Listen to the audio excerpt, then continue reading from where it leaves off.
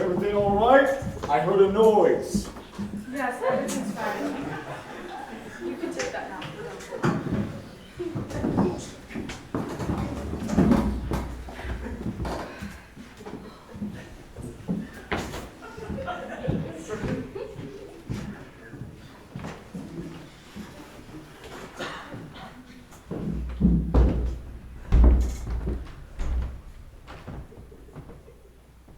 What are you all looking at?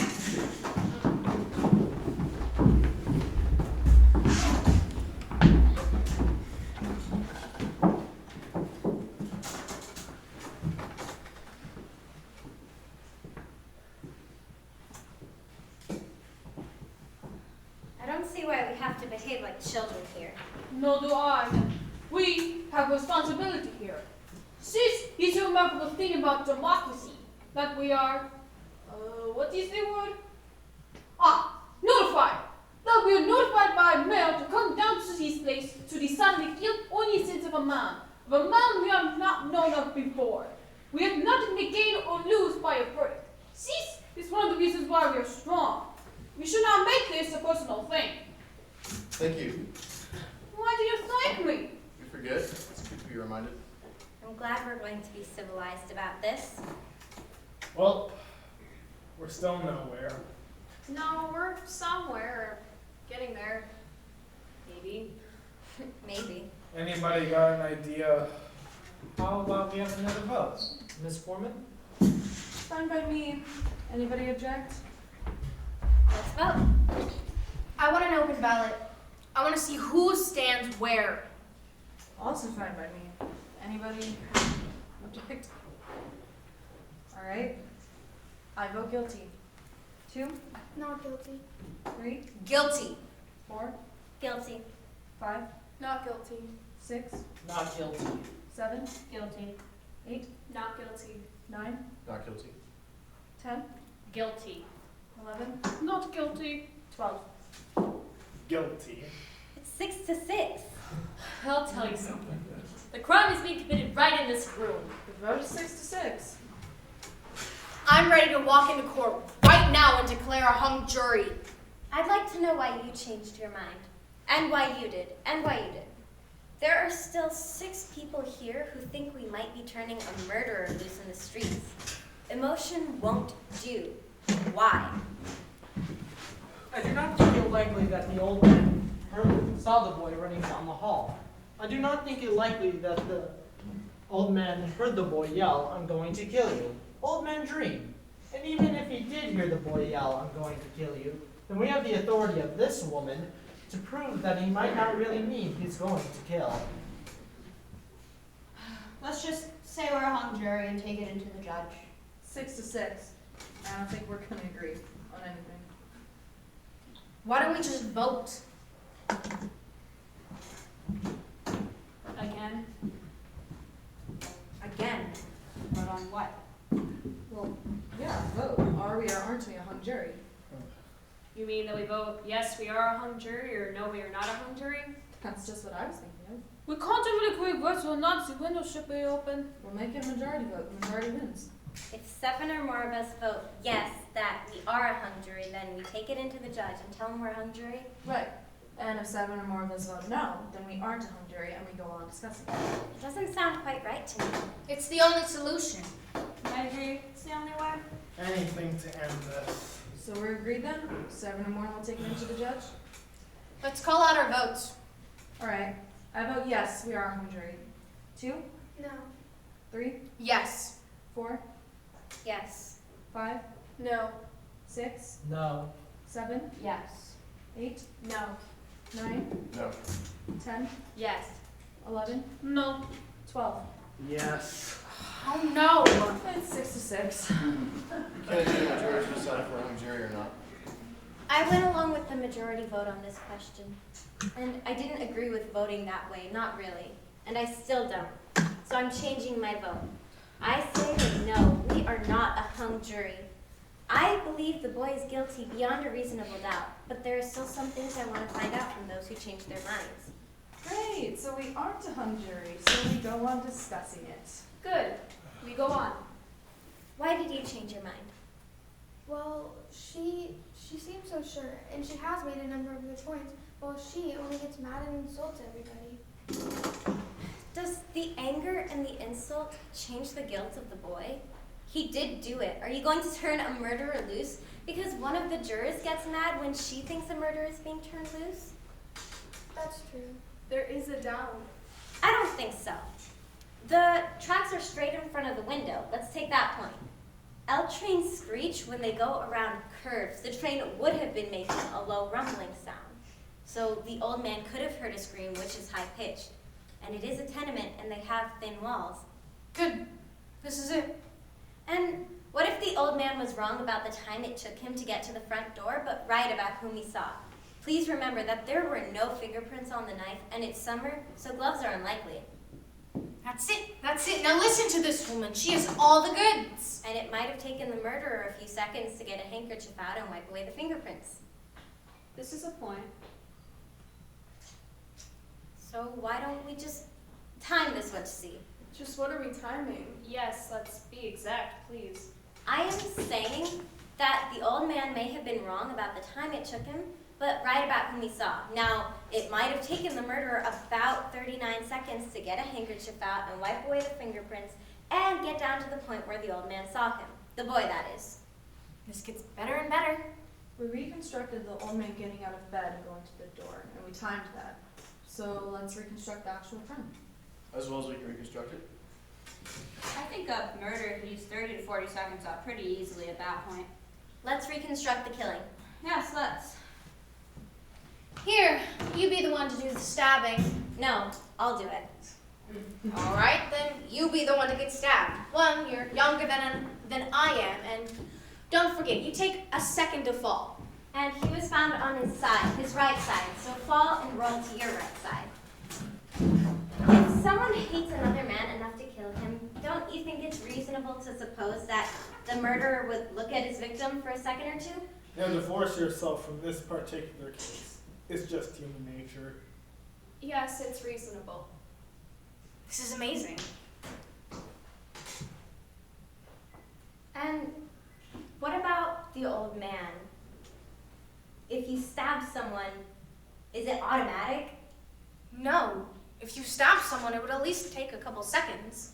Because stabbing someone isn't like shooting someone, even if it's in the heart. He would have probably taken a couple seconds, lying on the floor, writhing maybe. The old man would have had enough oxygen in his system to carry him for 2 or 3 seconds, I should think. But wouldn't his father have cried out? Maybe the boy held his mouth. That also seems possible. Also, there's another point we might bring out. Anyone who's clear enough mentally to wipe away the fingerprints after killing someone, well, that person would also be clear enough mentally to look around the apartment, or the room in this case, to see if there are any other clues. It would only be for a second or two, I should think, but still he would look. Like I said, amazing. We're trying to make things clear. One doesn't talk about quality when murder is involved. Well, let's do it. About this on the fingerprints. The boy wiped off the fingerprints off of the knife. So what about the doorknobs? If I saw a man come into my house, a man that hated me, and he started wiping off the doorknobs while we were talking, it would give me an uneasy feeling. So the boy must have wiped the doorknobs after the killing, and this too would take some time. You timed the last one. Why don't you time this one as well? All right. Stamp your foot when you want me to start. I'm waiting for the hand to get to 60. I'm going to kill you.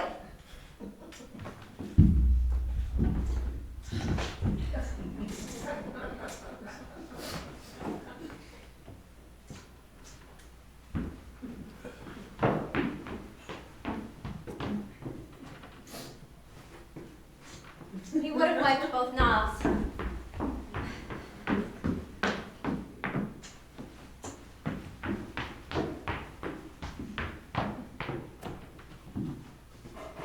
Stop. 20, yeah, 20, 25, 29. About 29 and a half seconds, I'd say. And whoever did murder the old man, and I think it was the boy, would have had to walk down the hall and down at least one flight of stairs. So now both time sequences check. The one you did and the one we did. What with running down the stairs and everything, it pretty much checks out on time. Sure, the old man wanted attention. You're probably right about that, but he also feels the same way we all do. The life is at stake. So the story of the old man may well be true. Except for the fact that he swore under oath that it was only 15 seconds. We all seem to agree it was 20 to 40 seconds later. You are now saying that the old man lies in one part and tells the truth in the other. While I admit this does prove the story of the old man, he's now a proven liar, and this is by your own admission. That may be true that the old man lies in part, but I think I'll change my vote once more. Guilty. What do you think now? I don't know what I think. I want more talk. At first, I thought guilty. Then I changed my mind. Now I'm sort of swinging back to guilty. And you? No, I'm not in real doubt. Real doubt. I say guilty. I was right the first time. It seems to be about 9-3 in favor of guilty. Now we're starting to make sense in here. One more question about the old man downstairs. How many of you here live in apartment buildings? I do not know what you're thinking, but I know what I'm thinking. What's that? I don't live in a tenement, but it is close. And the murder took place in a tenement where you see the light falls. No more. Remember how we stumbled onto the steps? You must remember that the police were using big bulbs, and one of them even had a flashlight. You can barely see, remember? An old man who misjudged the time up by 20 seconds on this we all agree. He might have looked down the dark hallway and saw a running figure. He was 100% wrong about the time. It took twice as long as he thought it did. Then could the old man not be wrong about who he saw? Now wait a minute. Does it make any sense to you? Sounds ridiculous. It's completely ridiculous. Well, do you truly feel that there's no reasonable doubt in your mind? Yes, I believe there is no reasonable doubt. Well, I don't think you understand the term reasonable doubt.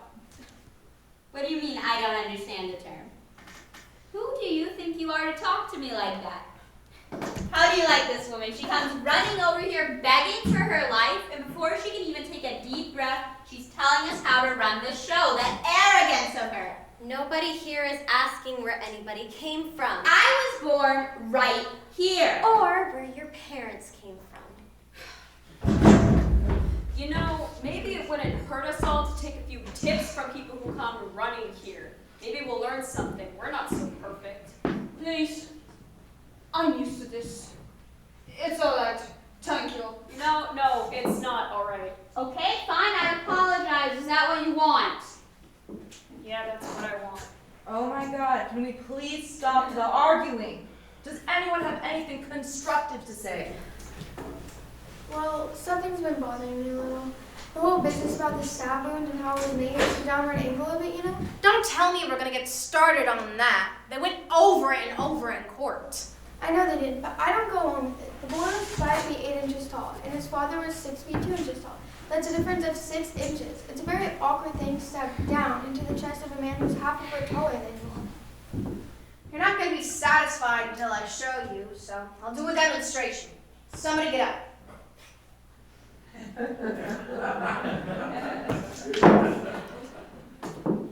Okay.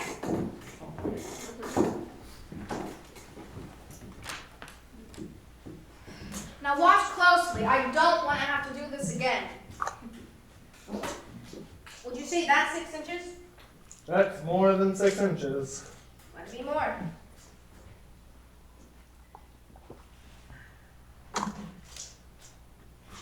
Wow! That's not funny. What's the matter with you? What? Nobody got hurt, did they?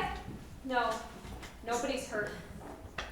There's your angle, down and in. That's how I would stab a man taller than me, and that's how it was done. Take a look at it and tell me I'm wrong. Down and in. Guess there's no other way. Have you ever stabbed somebody? Of course not. Have you? Let's not be so silly. Have you? No! Where do you get all your information about how it's done? Common knowledge. Have you ever seen somebody stabbed? No? Let me ask you something. The boy is an experienced knife fighter. He was even sent to reform school for knifing someone. Isn't that so? Right? Look at this. It's a very awkward way to stab somebody, isn't it? Why are you asking me? Wait a minute. What's the matter with me? Give me that knife. Have you ever seen a knife fight? Yes, I have. In the movies? In my backyard, on my stoop, in the vacant lot across the street. Switch knives came with the neighborhood where I lived. Funny I didn't think of it before. I guess you just try to forget those things. Anyone who's ever used a switch knife would never have stabbed downward. You don't use this type of knife that way. You use it underhanded. So it's not possible that the boy made the kind of wound that killed his father. I guess it's conceivable that the boy could have made the wound, but it's not likely. Not if he'd ever had any experience with switch knives, and we know the boy had a lot of experience with switch knives. I don't believe it. Neither do I. I think you're giving us a little mumbo jumbo. What about you? What do you think? I don't know. What about you? I think I'm done with this. Why don't we just pack it up and head home? Before we do anything else, I'd like to try and pull this whole thing together. This should be good. She has a right. Let her go ahead. Do you want me to time this one too? Let's hear her. I'm in advertising. I'm used to big shots pulling things together. Let's chip a few shots and see if any of them land on green. Now, I want you all to look at this logically and consistently. We have guilty. I want to ask you, is the boy smart or is he dumb? What do you mean? This is a kid who has been arrested for stabbing people, specifically with a switch knife. On the night of the murder, he bought a knife, a switch knife. It would then take a very stupid boy to go and murder a man, his own father, with the exact same knife everyone would associate him with. I quite agree, he's stupid. However, if he is so stupid, how come he's making the kind of wound that an inexperienced man would make with a knife? I'm not sure I understand. To murder someone must take great hatred, great emotion, and at that moment, they'd be handling the knife as best they've been trained, underhand. But an inexperienced man would go overhand. But the boy is being very clever. He is making the kind of wound that an amateur would make. He is clever enough to do that. He's smart enough to wipe away the fingerprints. Maybe he's even smart enough to do it as an L train is going by to cover the noise. Now, is the boy smart or is he dumb? Now wait a minute. Well, the woman that crossed the tracks saw the murder through the L train, so someone in that L train could have seen the murder too.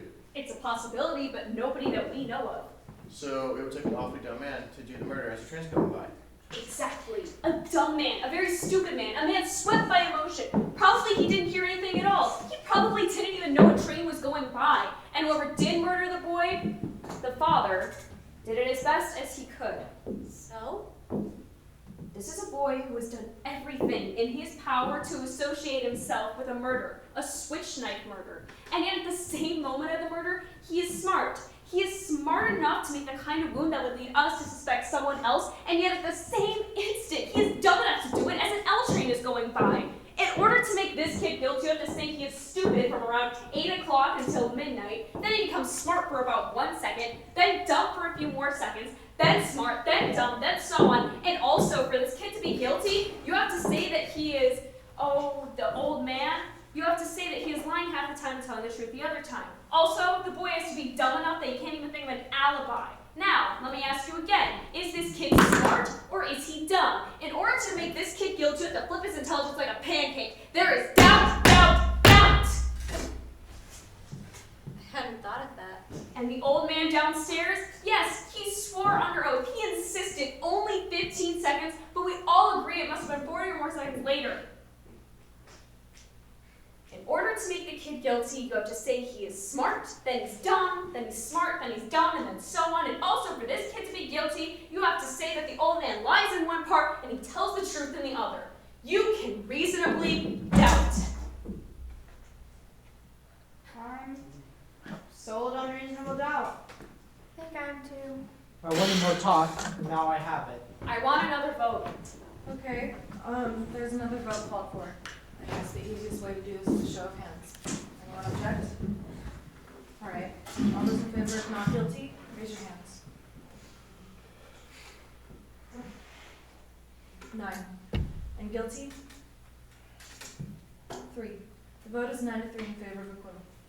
I don't understand you people. How can you believe this kid is innocent? You know how these people lie. I don't have to tell you. They don't even know what the truth is. And let me tell you, they don't have a real big reason to go and kill someone either. Look, they get drunk, and bang, someone's lying in the gutter. Nobody's blaming them. That's how they are, you know? Violent. Human life don't mean much to them as it does to us. And what's going on here? Look, they're drinking and fighting, and if somebody gets killed, so somebody gets killed. They don't care. Oh, sure, there are some good things about them, too. Look, I'm the first one to say that. I've known a few who are pretty decent, but that's the exception. Most of them, well, it's like they can do anything. Where are you all going? Look, I'm speaking my piece and listen to me. They're no good. There's not a one of them who's any good. And watch out, take it from me. This kid on trial, well, don't you know about them? Listen to me. What are you all doing? I'm trying to tell you something. I've had enough. If you open your mouth again, I'm going to split your skull. I was just trying to tell you. All right, sit down, everybody.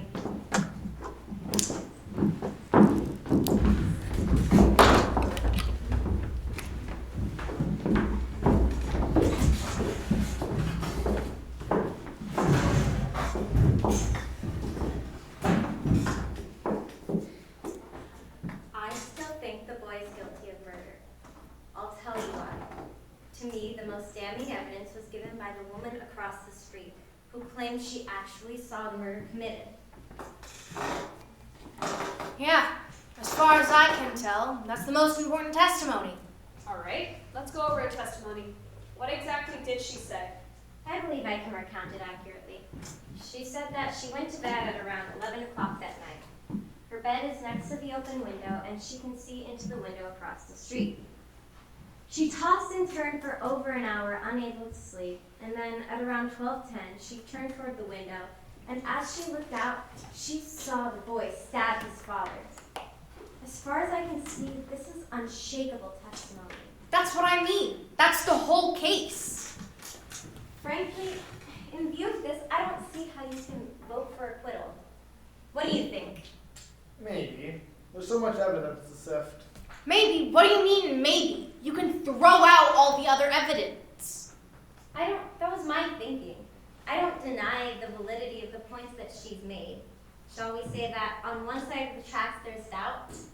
But what can we say about the testimony of the old woman? She saw it. What time is it? 10 minutes of 6. I don't think they'd let us wrap this up and finish this in the morning. Got a kid at home with moms. Not a chance.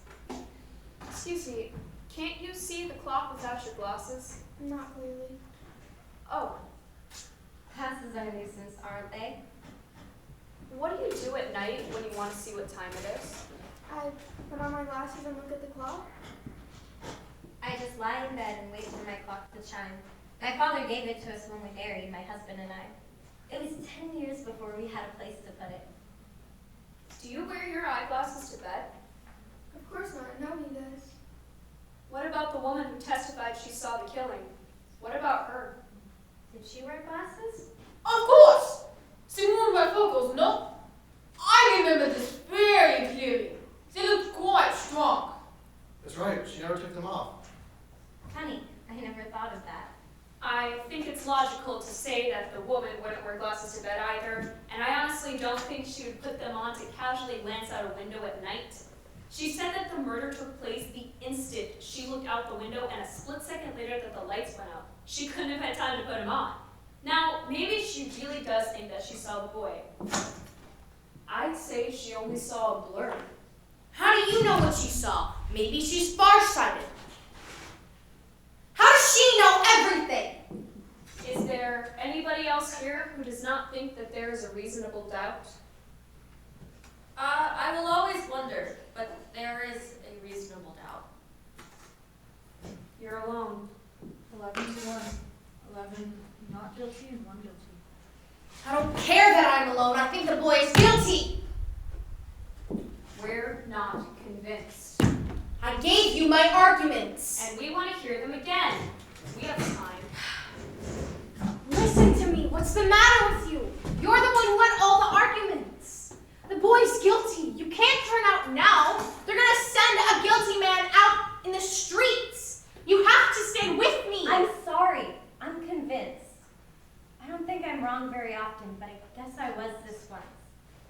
There's a reasonable doubt in my mind. We're waiting. You're not going to intimidate me. I'm entitled to my opinion. It's going to be a hung jury. That's it. And there is nothing we can do about that, except that hope one night, maybe soon, why, you might get some sleep. You're all alone. It takes a great deal of courage to stand alone. If it's a hung jury, there will be another trial, and some of us will point these things out to the various lawyers. Right.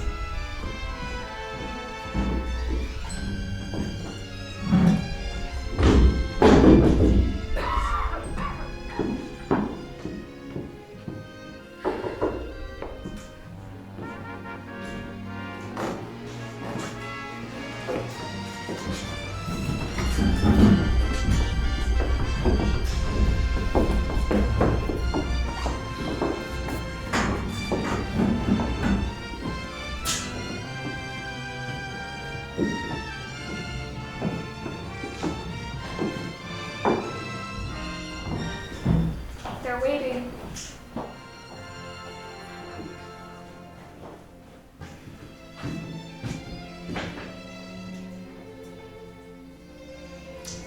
Not guilty. Not guilty.